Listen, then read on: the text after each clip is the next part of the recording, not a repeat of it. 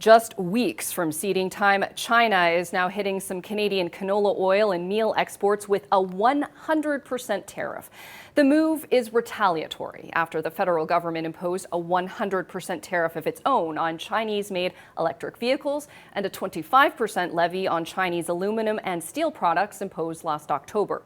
That was meant to keep cheap electric cars from China at bay to grow and protect Canada's EV sector. Now, this will have a devastating impact on prairie farmers. 90% of canola products produced in Alberta are exported worldwide, with about $5 billion worth of canola products exported to China alone. Now, there's few options for farmers to transition to other crops at this point, as they've already invested hundreds of thousands of dollars in seeds and fertilizer. And the domestic market isn't anywhere near large enough to make up the difference in any significant way, as only about 10% of canola products stay in Canada. Farmers we spoke to say they aren't sure if planting canola is even worth it this year. I think we've lost about $100 a ton in the last couple of months, which is a significant amount. The margins we have in agriculture are very thin to begin with.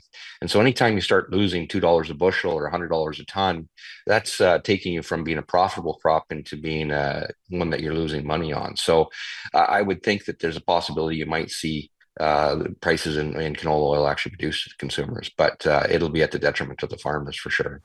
A tariff on canola seed could also be coming, bringing more economic pain.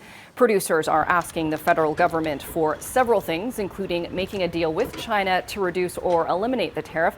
They also want government compensation for any losses and help diversifying their market. China is also imposing 25% tariffs on other Canadian goods like seafood and pork.